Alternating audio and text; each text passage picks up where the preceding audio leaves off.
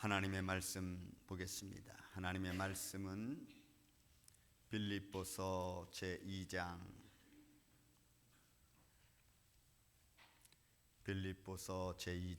6절에서 8절에 있는 말씀입니다. 우리 한 목소리로 말씀을 같이 봉독하겠습니다. 6절로부터 8절. 그는 근본 하나님의 본체시나 하나님과 동등됨을 취할 것으로 여기지 아니하시고 오히려 자기를 비워 종의 형체를 가지사 사람들과 같이 되셨고 사람의 모양으로 나타나사 자기를 낮추시고 죽기까지 복종하셨으니 곧 십자가에 죽으심이라. 아멘. 한 번 더 기도합니다. 주님, 생명의 말씀을 주심을 감사합니다. 사순절의 기간을 과정을 지나면서 주의 주신 말씀을 가지고 이 시간 은혜를 나누고자 합니다. 종의 입술과 생각과 마음을 친히 주관하여 주옵시고 듣는 성도들의 마음과 귀를 열어주셔서 듣는 귀를 주시사 하나님의 말씀을 바로 듣고 바로 깨달아 믿음 안에 굳게 설 수 있도록 도와주시옵소서. 세상이 혼란스럽습니다. 이런 세상 속에 믿음으로 주님 바라볼 수 있는 임마누엘 장로교회 이 시간 성도들 되게 하여 주시옵기를 원하옵고 사랑이 많으신 예수님의 이름으로 기도하옵나이다. 아멘. 할렐루야. 오늘은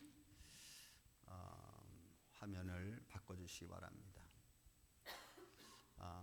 카노시스라는 단어에 가지고 있는 말씀을 가지고 은혜를 나누고자 합니다.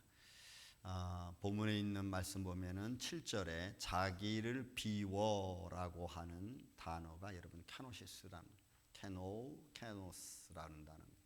이건 헛되다, 헛것이다 뭐 이런 의미인데 그런 말씀보다는 자신의 무엇을 비웠는가 이런 말씀을 제가 드리면서 결론적으로 미리 좀 말씀드리면 나는 믿음 생활하면서 내 인생에서 주어진 많은 것들 중에 내가 그것을 어떻게 하나님 앞에 내려놓고 내 마음을 비우고 그리고 이웃과 협력하고 믿음으로 살 것인가 라고 하는 그 말씀으로 이 시간 은혜를 나눌까 합니다.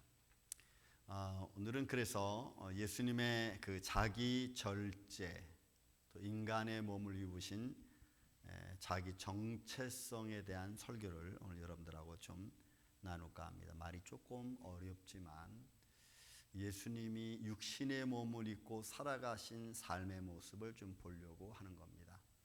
신학적으로 말하면 예수님을 가리켜 참인간, 참신이라는 표현을 씁니다. 참인간, 참신 예수. 그러니까 인간으로 생활하시기 위한 예수님의 자기 결정이라고 하는 겁니다. 나는 하나님의 영광의 보좌를 내려놓고 육신의 몸을 입고 인간의 삶을 사시기로 하셨다라고 하는 것이 카노시스, 자기 결정이시라는 거죠. 모든 걸 영광을 내려놓으신 예수님의 모습을 가리켜 하는 말입니다. 조금 더 이 카노시스라는 단어와 케노스라고 하는 단어를 여러분 좀 같이 좀 보기를 원합니다. 이건 원래 비후다, 헛되다, 헛것 이런 표현도 있습니다. 무효로하다. 이 단어를 가지고 마인즈 대학, 독일에 있는 마인즈 대학 신학교 교수였던 에르슨 케제만이라고 하는 이 교수가 아주 참 잘 표현한 것 같아요. 이 단어의 해석, 이분의 해석을 따르면 이런 겁니다. 신적인 형상, 그러니까 참신의 모습이죠. 그런 신적인 형상과 그런 존재 방식을 인간적인 방법으로, 그러니까 신적인 모습을 그대로 신적인 모습은 내적으로 가지고 있으면서 인간의 방법으로 자기가 그렇게 살기로 결정한 거예요. 그리고 그런 신적인 능력은 자기를 위해서 사용하지 않는다는 결정입니다. 이게 여러분 굉장히 신학적으로 중요합니다. 지금도 과거에도 예수님 십자가의 사건을 놓고 예수님이 신이라면 정말로 그의 인생 공생애 속에서 신적인 요소를 요만큼도 자기를 위해서 쓰지 않았느냐라고 하는 질문들이 엄청나게 많이 나왔습니다. 그런데 예수님은 그렇게 하지 않았다고 하는 겁니다. 이게 여러분 카노시스라고 하는 단어가 가지고 있는 의미입니다. 그래서 자기의 모든 신적 권능을 자신을 위해서 다 내려놓고 종의 형상을 입고 인간이 되셨다는 거예요. 여러분 이 의미를 우리 자신에게 비춰주면은 우리가 누리고 우리가 표현하고 우리가 세상에 비해서 우리 세울 모든 권력을 다 가지고 있음에도 불구하고 그거를 안 쓰는 거와 똑같은 거예요. 또 그러면서 신학은 뭘 얘기하냐면 이 본질, 하나님의 본질은 똑같다는 거예요. 예수님이 가지고 있던 본질, 본체의 모습은 창조 전의 하나님의 모습과 똑같다는 거예요. 하나도 변함이 없습니다. 동일하다는 거예요. 그러나 자기의 존재 방식은 말씀이 육신이 되었으니까 내가 존재하는 방식은 육신의 모양으로 그런 인간의 방법으로 살겠다고 한 겁니다. 그렇게 바꿔 놓으신 거예요. 이게 케노시스, 자기를 비워. 그러니까 신적 권능을 독립적으로 내 자신을 위해서, 내 아픔을 위해서 또는 내 어떤 유익을 위해서 사용하지 않았다는 겁니다. 그냥 말씀이 육신이 되었고 육신이 된 그 모습으로 마지막 십자가 지실 때까지 그렇게 사셨다는 것이 이 카노시스라고 아주 중요한 말씀입니다. 이 말씀을 중심으로 해서 제가 오늘 크게 두 가지로 여러분들에게 말씀을 드리려고 합니다. 신적 권능을 내려놓으셨다는 거죠. 초대에 말씀드렸지만 이 모습은 초대 기독교인들이, 신학자들이, 이단자들이 믿지 않았습니다. 저가 정말 신이라면은 그런 신적 권능을 보이지 않았느냐, 자기 유익을 사용하지 않았느냐, 그러한 질문이 수없이 많았지만 예수님은 거기에 대하여 또는 신학자들은 거기에 대하여 노합니다. 보수주의 신학자들은 노합니다. 성경 말씀합니다. 근본 하나님의 본체시나 하나님과 동등됨을 취할 것으로 여기지 아니했다. 이 본체라고 하는 모르페라고 하는 단어가 형상과 모양을 말합니다. 하나님의 그 영광된 형상과 모양, 이렇게밖에 우리가 언어로 표현할 수 없습니다. 그 영광의 보좌, 하나님의 본질이라는 거죠. 변화되지 않은, 변할 수 없는 하나님의 본질. 그 본질이 종의 형상으로, 사람의 형상으로 오셨다는 것은 여러분 인카네이션 됐다는 그 자체가 기적 중의 기적이죠. 그런데 우리는 그 기적이 얼마나 큰 건지 지금은 잘 몰라. 말씀이 육신이 되었다는 것은 우리가 말로는 좀 그렇구나 라는데 이게 얼마나 큰 놀라운 역사인지에 대해서는 우리가 잘 몰라요. 예를 들어 우리 이런 겁니다, 여러분. 왕이면 종이 된다는 거예요. 왕은 왕으로서 대통령으로서 우리가 뽑아주면, 국민이 뽑아주면 그 왕은, 대통령은 국민을 위해서 종이 되는 거죠. 국민이 잘 살 수 있도록, 국민이 잘 모든 것을 편안한 삶을 살아갈 수 있도록, 사업이 잘 될 수 있도록 이끌어주고 그런 길을 열어주는 길을 예비하는 사람, 그게 여러분 대통령, 국민의 종이라는 거죠. 그러니까 예수님이 왕 대신 왕이지만, 만왕의 왕이시지만 그가 육신의 몸으로 이 땅에 오셔서 우리가 영생의 길을 갈 수 있도록, 믿음의 길에 걸어갈 수 있도록 열어놓으신 분이라고 성경은 이야기하고 있는 겁니다. 그게 여러분 변하지 아니하시는 본질, 참 신이시지만 참 인간이신 하나님의 모습이에요. 계속해서 여러분, 예수님은 자신을 위하여 신적 권능에 대해 한 번도 쓰신 적이 없다는 말씀. 여러분 말씀을 쭉 우리가 보다 보면은 금식 후 배고프신 적이 있습니다. 마태복음 4장에 보면 예수님이 40일 금식을 하고 배가 고팠습니다. 여러분 40일 금식이 저도 한 번도 못 해봤습니다. 제가 대학교 1학년 때 전사로 나아갔을 때 전사로 내가 가자마자 그 교회 목사님이 40일 금식 기도를 들어가셨어요. 그리고 한 22일이 지난 뒤에 제가 기도원에 찾아갔어요. 목사님 앞에. 그랬더니 목사님 좀 어떠세요? 했더니 힘들대. 근데 그분이 하시는 말씀이 20일 정도가 되니까 목에서 쓴 냄새와 썩은 냄새가 난다 그래요. 근데 그렇게 계속 그래서 가래를 뱉고 계속 뱉었다. 그러니까 여러분 40일 금식은 결코 쉬운 게 아니에요. 그러면 그렇게 40일 동안 굶주리신 주님 앞에 사단이 와서 제일 먼저 하는 게 뭐예요? 야, 돌 떡덩이 만들어 너 먹어. 근데 예수님은 할 수 있어요. 안 하시는 거예요. 그런데 백성들이 하나님 말씀을, 주의 말씀을 듣고 저녁 늦게까지 있다 보니까 백성들의 배고픔을 아시는 주님은 오병이어의 기적을 베풀어서 그들을 먹이십니다. 물론 영적인 의미에서 종의 사단의 말에 순종에 대한 그런 결정적인 것도 있지만 자기 육신을 위해서는 내가 신적 존재임에도 불구하고 사용하지 않으신다는 거죠. 병자를 위하여 고치셨습니다. 그러나 십자가상에서의 아픔과 고통은 그대로 다 육신적으로 받았다는 거예요. 그러니까 자신의 아픔을 그냥 견디셨어요. 조금 더 신적인 능력을 사용하지 않았다는 겁니다. 그러면 11조 4장 15절에 나와 있는 말씀, 조금이라도 사용했다면 이 말씀을 성경은 쓸 수 없습니다. 우리에게 있는 대제사장은 우리의 연약함을 동정하시지 못하실 분이 아니라 그랬어요. 왜냐하면 모든 일에 우리와 똑같이 시험을 받으신 이라고 하는 거예요.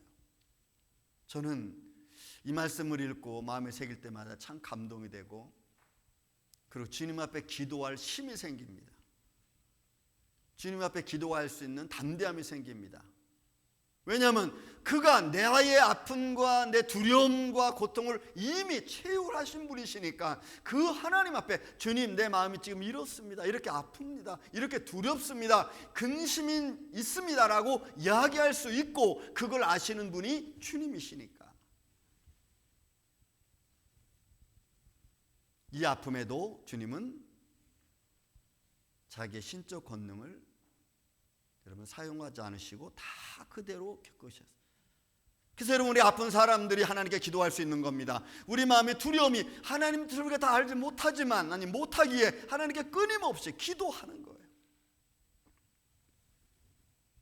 십자가상에서의 육신적 아픔을 그냥 육신의 몸으로 그냥 겪었습니다. 견디어내셨습니다. 이는 성경 말씀을 이루시기 위함입니다. 아버지의 뜻을 이루시기 위함입니다. 그래서 신적 능력을 예수님은 쓸 수 없어요. 아니, 써서도 안 되죠. 이사야 53장 4절에 말씀합니다. 그는 실로 우리의 질고를 지고 우리의 질고를 졌어요. 우리 아픔을 졌어요. 우리의 슬픔을 지셨어요. 그래서 우리의 슬픔이 그 깊이가 얼마나 깊은지, 그 아픔이 얼마나 아픈지 주님이 아세요. 그러기에 우리는 끊임없이 그냥 기도할 뿐이에요. 주님, 우리가 좌절 않게 해주세요. 우리가 실망하지 않게 해주세요. 주님의 뜻이 어디 있는지 우리는 지금 잘 모르지만 하나님, 우리가 실망하지 않게 주님 도와주세요 라고 우리가 기도할 수 있어요. 왜? 그분이 그거를 아시니까. 하나님 우리 고통당하는 예수를 보면 사람들 뭐라 했어요? 야, 저 하나님께 저주받은 자야, 이렇게 말하잖아요. 그래서 그 십자가를 지고 고난을 당한 도 아니겠어? 사람들은 그렇게 말해요. 하나님의 기쁘신 뜻, 정말로 자기 형상과 모양을 닮은 존재들을 위로하고 그들을 영원한 세계로, 하나님의 나라로 부르기 위한 하나님의 과정, 구원의 과정인지를 모른 채 사람들의 말은 상처를 줍니다. 하나님께 저주받은 자야, 하나님께 맞은 자야, 이렇게요. 아니요, 하나님이 이미 말씀하셨고 선지자들을 통해서 말씀하셨고 그 말씀을 이루시려고 십자가에서 육신적 아픔 그대로 다 겪게 하셨습니다. 거기에 참신이시지만 한 번도 자기를 위해서 사용하지 않으셨어요. 여러분, 리스토벨이라고 하는 책이 있습니다. 이분은 원래 기자입니다. 뉴욕의 기자입니다. 근데 지금은 목사님이 되셨고 세들백 교회에서 교육, 지금은 어디까지 가신지 모르겠어요. 이 책에 보면은 여러분 그 예수님의 십자가의 그 예수님 역사적 근거를 이 리스토벨이 쭉 기록하고 있는데, 그 알렉산더 메드럴 박사를 통해서 예수의 죽음에 대한 의학적이고 과학적인 좀 설명들을 듣기 싶어서 이분이 리스토벨 이분이 그분을 찾아가서 대화를 나눕니다. 겟세마네 동산에서 기도에 대한 이야기를 쭉 나눕니다. 인간이셨기 때문에 겪어야 했던 마음의 수많은 아픔과 고통과 스트레스, 여기에 대한 글을 저 책에 페이지 256페이지 이하에 쭉 아주 길게 써놓으셨습니다. 그 책에 보면 이런 글을 써놨습니다. 예수님이 겟세마네 동산에서 기도하실 때 땀이 핏방울이 되었다는 누가복음 22장 44절에 나옵니다. 의원인 누가가 기록한 말씀이죠. 여기에 대하여 이 메드럴 박사가 한 이야기입니다. 이거는 혈한증이라고 하는 거예요. 정신적으로 많이 고통을 느끼고 심적으로 압박을 받고 스트레스를 아주 심하게 받게 되면은 우리 몸에는 아주 이상한 증상이 생긴다고 합니다. 그래서 여러분, 사람이 너무 마음의 고통이 심하면은 그 고통이 나의 삶을 아주 나약하게 만든다는 거예요. 그러니까 그런 압박이 올 때 우리는 그냥 하나님 앞에서 다 풀어놓을 수밖에 없어요. 여러분, 울면서 풀어놓는 게 훨씬 좋습니다. 그래서 우리가 살아계신 하나님을 믿는 거 아니겠어요? 그런 심한 압박을 받으면, 그러면 땀샘에서 우리 모세혈관이 있는데 그 땀샘에서 그 모세혈관을 터뜨리는 성분이 몸에서 나오는 거예요. 그러면 모세혈관에 그 땀샘에 있는 모세혈관이 터지면 그 땀이 흘러나올 때 그 땀에 소량의 피가 섞여서 나온다는 겁니다. 이게 혈안증이에요. 사람이 너무너무 심적으로 압박을 받고 스트레스 받고 막 너무 막 떨고 막 이러면은 그런 증상이 나타난다는 거죠. 그러니까 누가가 예수님이 겟세마네 동산에서 기도할 때 그 모습, 땀방울이 바위에 떨어질 때 핏방울이 되었다는 사실은 이건 현실적인 거예요. 그가 얼마나 앞으로 내일부터 당할 그 엄청난 고통을 육신으로 감당해야 되는 것에 대한 압박. 이 혈안증이 일어나면은 우린 피부가 연약해진다고 합니다. 그렇게 막 힘써서 기도하고 정신 집중해서 기도하다 보면 온몸이 막 벌벌벌 떨리면서 이런 피부가 연약해진다는 거예요. 피부가 민감해지는 겁니다. 극도로 몸이 피곤해 올라오는 거예요. 여기에 이렇게 되어진 상태에서 여러분, 로마의 태형은 무시무시합니다. 여러분, 밧줄 끝에 한 3m 되는 밧줄 끝에 여러분 그 뼈 조각을 답니다. 그 뼈 조각, 아니면 쇠 조각을 달아가지고 치면은 여러분 그게 몸을 휘감습니다. 몸을 휘감으면서 마지막 끝에 있는 뼈 조각이 살점에 딱 박혀요. 그리고 잡아 당기면은 이거 어떻게 돼요? 그 살에 박힌 그 뼈 조각이 살점을 뜯어낸다는 거죠.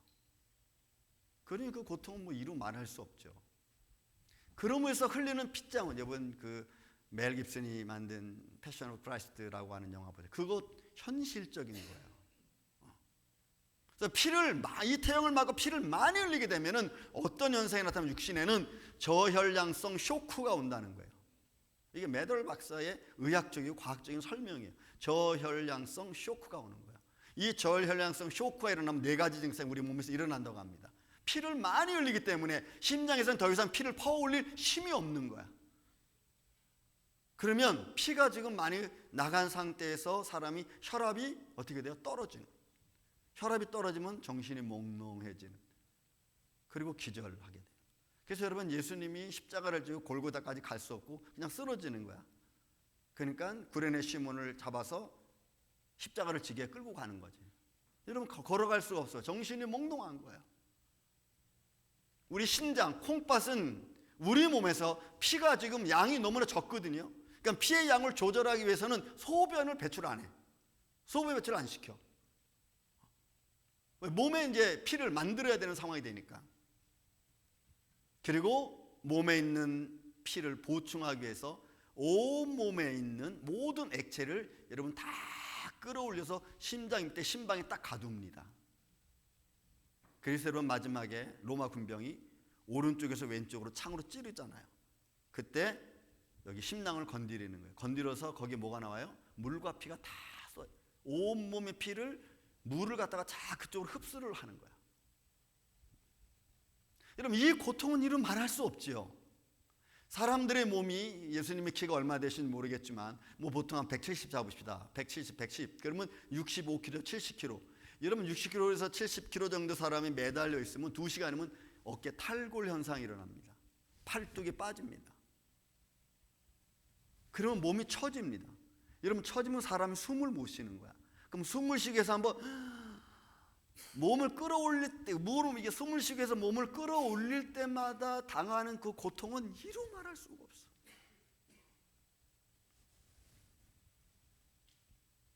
그런 죽음의 현장에서도 예수님은 참 신이시지만 신적 권능이 있음에도 불구하고 안 쓰셨다는 겁니다. 이게 메인즈 대학에 있는 캐츠만 박사의 이야기. 이게 캐노시스. 그리고 마지막 전에 하신 말씀 뭐예요? 다 이루었다. 왜요? 말씀이 육신이 되어 땅에 오셨고 또 자기의 정체성, 육신의 방법으로 살기로 결정한 그 사건에 대해서 하나도 예외 없이 다 이루어 가신 거예요. 그게 아버지의 뜻이었고 자기가 걸어가야 될 길인 거죠. 우리는 이 세상 살면서 우리는 우리에게 주어진 조금만의 권한이 있으면 그걸 막 휘두릅니다. 그 조그만 권한을 가지고 사람을 무시하기도 하고 사람을 나보다 못하게 만들기도 하고. 예수님은 그러지 않으셨어요. 오직 그가 신적인 능력을 쓰신 방법은 하나, 우리와 심히 죄악 가운데 빠져있는 우리와 우리 인생과 그 다음에 아버지의 영광을 위해서만 신적 권능을 예수님은 사용하셨어요. 요한복음 11장, 이건 대표적인 사건 중에 하나입니다. 죽은 나사로 살리는 사건입니다. 그 현장, 무덤의 현장에서 주님이 기도하는 내용입니다. 요한복음 11장 40절. 항상 내 말을 들으시는 줄 내가 알았나이다. 그러나 이 말씀을 내가 하옵는 것은 여러분 나를 위한 것이 아니에요. 둘러선 무리를 위함이에요.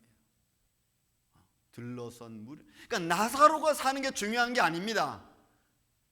지금 하나님의 영광이 어떻게 저에게 나타나는지, 그리고 영생이 있는지, 하나님 나라가 있는지를 그들 보는 사람들 앞에 보여주기 위한 하나님의 모습이에요. 하나님의 거룩한 영광을 위해서 둘러선 무리에게, 그리고 죽은 나사 향하여 외치는 겁니다. 그리고 예수님 말씀하기를 아버지께서 나를 보내신 것을 저들로 하여금 믿게 하려 함이라 그러는 거예요. 내가 지금 이 일을 행하는 것은 나를 보내신 이가 있다. 그리고 이는 하나님이시다. 그 하나님 나라가 있다. 둘러선 무리를 위함이라 그랬어요. 요한복음 5장에는 표현합니다. 나는 나의 뜻대로 하지 않고 나를 보내신 이의 뜻대로 한다 그러는 거예요. 그러면 내가 하는 모든 것은 의롭다는 거죠. 내 뜻대로 한 것이 없다. 다 아버지의 뜻이다. 그러니까 그가 기적을 베풀고 많은 병자들을 고치고 어둠의 세력을 내어 쫓는 그 모든 과정 하나는 그건 다 아버지의 영광을 위해서 하는 거예요. 하나님의 온전한 나라가 있다는 것을 많은 백성들에게 보여주시기 위한 하나님의, 예수님의 어떤 퍼포먼스예요.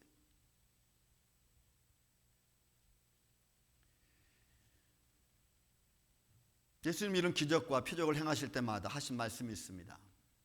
이게 여러 군데 나오지만 요한복음 11장에만 뽑았습니다. 이는 너희로 믿게 하려 함이라. 뭘 믿습니까? 살아계신 하나님, 하나님의 영원한 나라, 하나님의 나라, 그 하나님께 보냄받은 자, 본인, 그리고 그 하나님께 부름받은 여러분, 저와 여러분, 그 안에 하나님의 영광이 있는 거예요. 그래서 우리는 좀 부족하고 연약한 게 뭐냐면 그 하나님의 뜻을 다 모르니까 좌절하고 실망하고 또 기가 죽을 때가 있어요.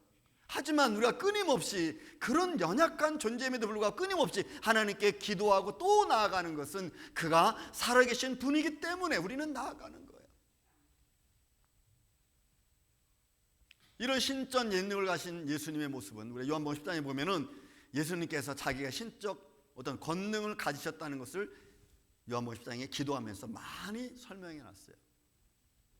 그 겟세마네 동산에서 예수님의 기도를 보면 예수님의 그 육신의 몸을 입으신 사건이지만 자기가 어떤 아버지의 권능과 하나 된 것을 여러분 증거해 주는 말씀이 많이 적혀 있습니다. 그 중에 제가 몇 가지 뽑아봤습니다.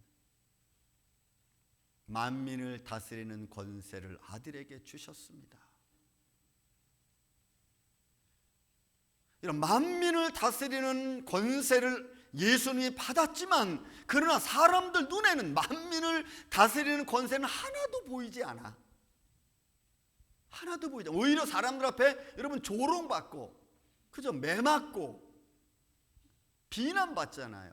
그런데 예수님은 기도할 때 뭐라 그래요? 만민을 다스리는 권세를 아들에게 주었다 이렇게 표현해요.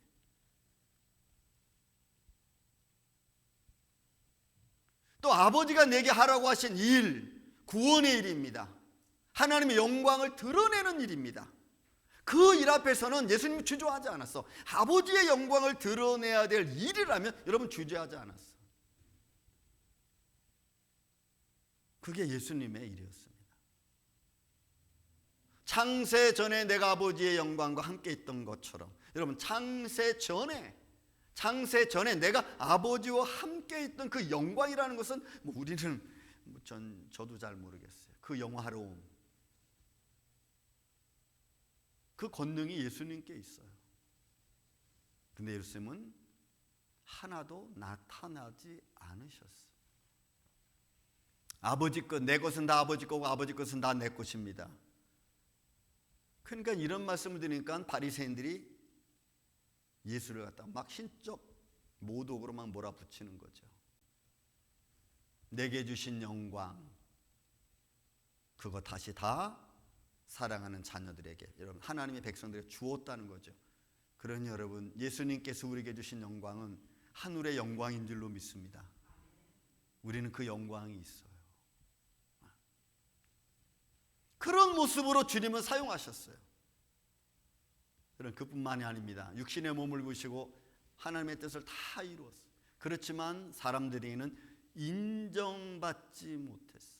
아버지의 뜻은 그렇게 하나씩 하나씩 다 이루어가고 다 이루었다라고 마지막 그렇게 말씀을 하셨지만 사람들은 그런 예수님의 길을 아무도 인정하지 않았어요.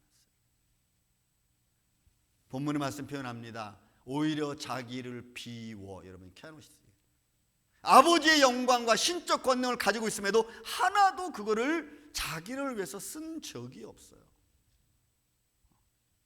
저는 여러분들이 이 땅에 살면서 많은 달란트를 아마 여러분들도 가졌을 줄로 압니다. 혹시 그 달란트를 여러분들이 가지고 있는 달란트, 환경의 조건, 상황, 삶의 위치, 어떤 자아의 어떤 형성들, 혹시 이런 것들이 다른 사람에게 우위적으로 보이기 위해서 내가 좀 죄송합니다만 거들먹거린다든지 그런 것들 때문에 내 위치를 좀 높게 보이려고 한다든지 좀 이런 것들이에요. 여러분 그 아무 의미 없어요. 그냥 내려놓으세요. 죽기까지 복종하셨으니 십자가에 죽으심이라. 사람들과 같이 됐습니다. 사람의 방법으로 살기로 결정하신 거예요. 사람의 방법으로 살기로 결정하신 주님이 사람의 방법이 아닌 자기 어떤 조금의 아픔을 위해서 아니면 유익을 위해서 뭔가를 자기 권능을 쓴다. 여러분 예수님은 그러지 않았다는 거예요. 근데 우리는 나한테 조금만 뭐 좀 유익되고 좀 권위 있는 모습이 주면 그걸 가지고 그냥 막 사정없이 휘둘러대지. 이런 거 여러분 우리는 조심해야 됩니다. 사람은 다 똑같습니다. 따라서 합시다. 사람은 다 똑같다. 여러분 다 똑같아. 앞서 말씀드렸지만 육신의 아픔들, 여러분 우리의 연약함을 동정하실 분이 아니라는 거예요. 이유는 모든 일에 우리와 똑같이 고난받으신 주님. 저는 일하다가도 갑자기 어떤 일 때문에 막 걱정이 막 이거 어떡하지 걱정이 되면 그냥 조용히 들어와서 여기 그냥 무릎 꿇고 앉습니다. 하나님, 이런 일이 어떻게 될지 모르겠지만 내 마음에 자꾸 근심이 생깁니다. 하나님, 이거 도와주세요. 한참을 좀 기도하고 나면 좀 편안해지면 또 다시 일어서 나가. 우리와 똑같이 고난받으신 주님 앞에 내가 내 아픔을 이야기하는, 저는 그래서 살아계신 하나님이 너무 좋습니다. 그 하나님이 나의 목자 되신다는 게 너무너무 좋아요.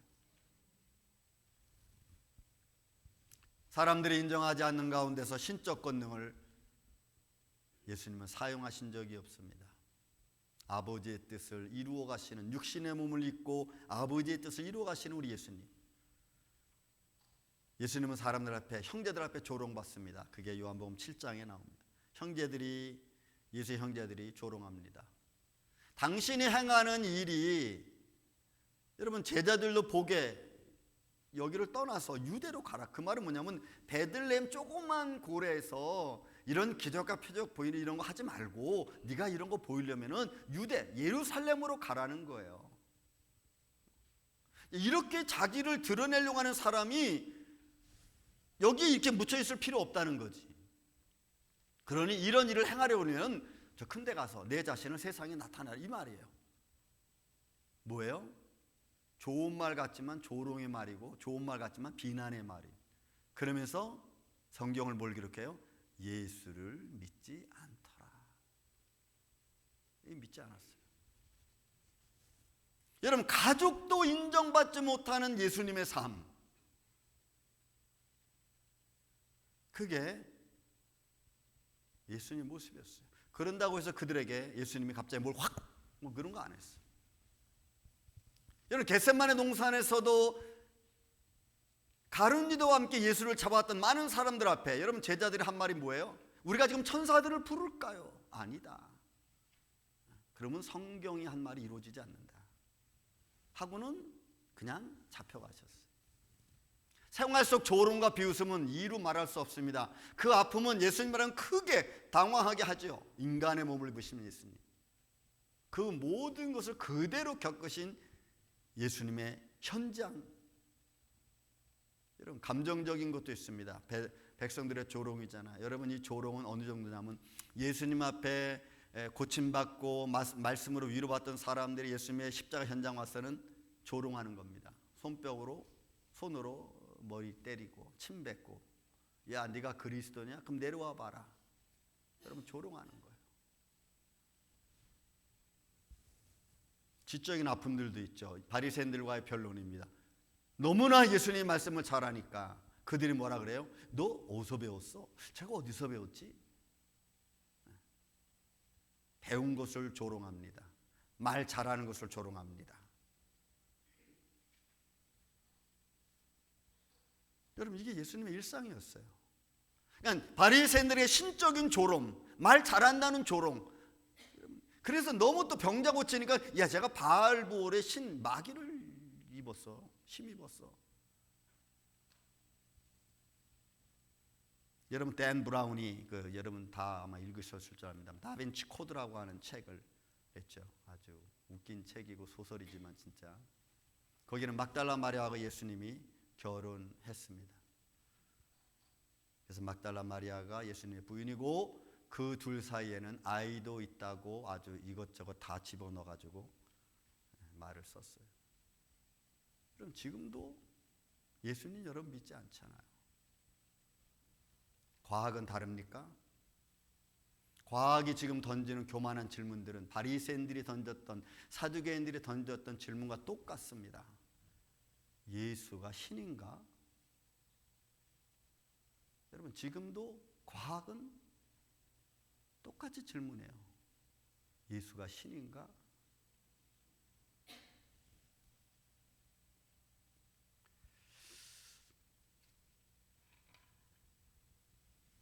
우리는 무엇을 내려놓아야 됩니까? 말씀을 정리해 봅시다. 여러분, 이 케노시스라고 하는 단어는 단순한 단어가 아닙니다. 어떻게 보면 신학적 전반의 가장 중요한 단어입니다. 나를 비운다. 자신의 능력을 쓰지 않고 그리고 그냥 사람의 모습으로 살아가는 겁니다. 인간의 몸을 입었기 때문에 인간의 욕구가 있었을 겁니다. 그죠? 욕망이 있었을 겁니다. 시기와 질투가 뭔지를 너무나 잘 아시는 분일 겁니다. 그래서 정말 황당한 일이 벌어지면 예수님이 확 어떤 능력과 기적을 베풀어서 그 상황을 무마시킬 수도 있습니다. 근데 예수님은 하지 않으셨어요. 왜요? 그게 하나님의 영광을 드러내는 일이 아니기 때문에 그래요. 우리는 우리 자신을 위해서 무엇을 내려놓아야 됩니까? 나를 교만하게 만드는 조건, 나를 교만하게 만드는 지식, 나를 교만하게 만드는 경험, 나를 교만하게 만드는 많은 물질들,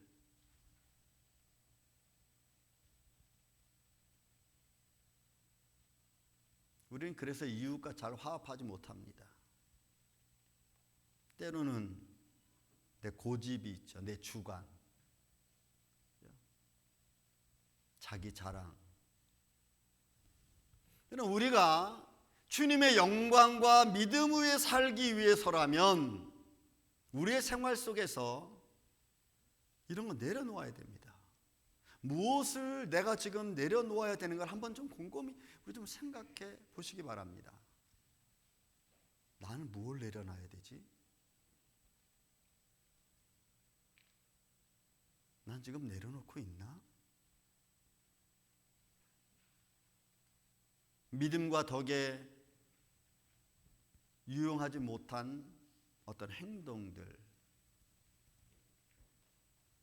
예수님은 한 번도 자기가 가지고 있는 신적 권능을 육신의 몸을 입은 상황에서 사용하지 않았어요. 만약 우리가 하나님의 영광을 위해서 오늘 산다면, 믿음을 가졌다면 한번 우리도 이런 믿음의 길을 걸어갈 수 있도록 참을 수 없는 내 마음에서 우러나오는 것도 한번 좀 견디어 보는, 그래서 좀 이웃의 말에 좀 우리가 귀를 기울이고 이웃과 좀 협력하며 살아갈 수 있는 그런 믿음의 길을 걸어가는, 화합할 수 있는 우리 임마누엘 장로의 아침 저와 여러분 되시기를 예수님의 이름으로 축원을 드립니다. 사랑과 은혜가 많으신 아버지 하나님, 우린 너무 교만합니다. 바라보는 눈길이 교만하고 말하는 말이 고집적이고, 그리고 우리는 서로 이웃과 화합하려고 하지 않습니다. 아버지 하나님, 우리에게 주신 달란트는 아름답고 고귀하고 우리가 살아갈 수 있도록 주신 하나님의 축복인데, 그 축복을 나의 어리석음으로 사용하지 않도록 우리를 붙잡아 주셔서 오늘 주님의 참 신이고 참 인간의 모습으로 이 땅에 오셔서 우리의 죄를 십자가에 지었듯이 우리도 이웃의 아픔을 같이 질 수 있는, 우리 가정의 아픔을 같이 질 수 있는 그런 믿음의 길을 걸어갈 수 있도록 축복하여 주옵소서. 예수님의 이름으로 기도하옵나이다. 아멘.